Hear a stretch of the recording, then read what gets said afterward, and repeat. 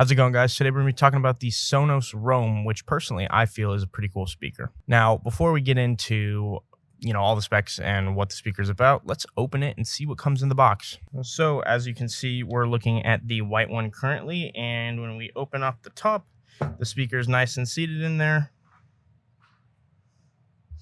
Looks like we have some sort of directions, and under the directions is that USB Type-C power cord, which is awesome to see that they're putting these in their speakers. So as you can see right off the bat, it is not a very big speaker, and the point of this is that Sonos wanted to go for that speaker that you could take wherever and put in your pocket. Now, when you're talking about Sonos, you know that Sonos is not always going to be the cheapest Bluetooth speaker that you can get, and the reason being is that because it's a Sonos speaker, it can interconnect with all your other Sonos devices, and that's a really cool feature that nobody else really does well, and it allows you to just kind of add speakers on whenever you want in your house. Now, just because this is a portable pocket kind of speaker doesn't mean that you can't just hook it up and use it as an extra outdoor speaker or bathroom speaker in your house. And that's one of the great things that I love about this speaker in particular is the fact that it's so small, you can pretty much take it anywhere and you don't really have to worry about it taking up much room. Now, with the Roam being so small, obviously you're not going to be getting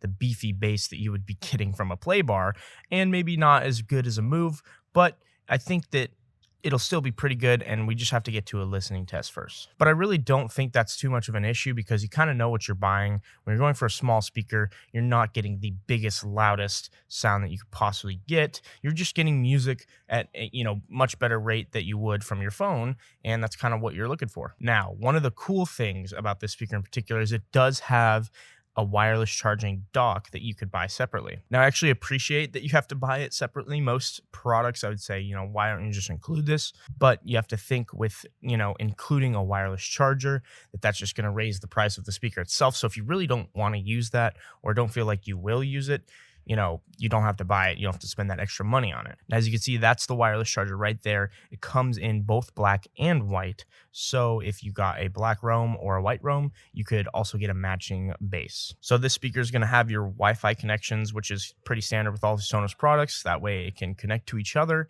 And what also gives this that kind of possibility is that it has a processor and some memory in that, which is crazy. It's such a small little speaker and it has all this stuff jam-packed into it. I didn't even really know that they put, processors and RAM inside of speakers, but I guess in this then they do, and maybe that's why it costs more, is because it has to act like a home system Sonos speaker. So I thought that was pretty cool. Now, it also has AirPlay 2, which is good for all you Apple users. And like most smart devices nowadays, it does work with your Amazon Alexa and Google Home. Now, as far as battery life goes, it says it reaches up to 10 hours, which is pretty impressive for such a small speaker. Now, 10 hours is different than 10 hours at max volume. So you have to keep that in mind. If you're going to be playing this at max volume, you might just want to charge it just to be safe in between every use. But that's where, something like that wireless charger might make sense because it is easier to just kind of throw it on there or just leave it on there if you want to use it as, a speaker at that outlet. Now,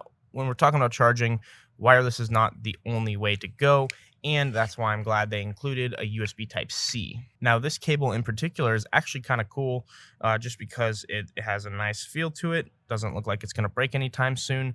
Good rubber materials around that wire, and it's got a L-shaped USB jack, which I've never really seen that before, but I guess they put it in here, which would probably make sense for charging just because it's not going to stick out as much. But either way, USB Type-C is definitely the way to go.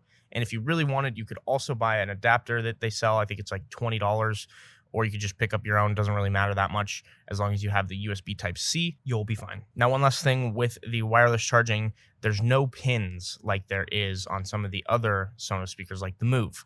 And that's because it is wireless. So if you look at the bottom, you can see it's nice, clean, nothing there. And that's also what allows it to be waterproof. I almost forgot to mention the fact that it's waterproof. It is waterproof for 3 feet for 30 minutes. Don't want to go scuba diving with this, but if you drop it in the pool, no biggie. It's going to float back up and you'll be fine. Now, if you guys have any other questions, feel free to leave a comment below. Make sure you hit that like button and subscribe if you're new. We're trying to hit 1,000 subscribers by the end of the year, and we'd really appreciate your support. And we're also going to be making a Sonos Move versus the Roam video coming out soon, so be on the lookout for that. Thanks for watching, and visit walts.com before your next purchase of electronics and ask for a custom YouTube coupon code. If you enjoyed the video, be sure to leave a like and subscribe for more, and if you have any questions, leave them below.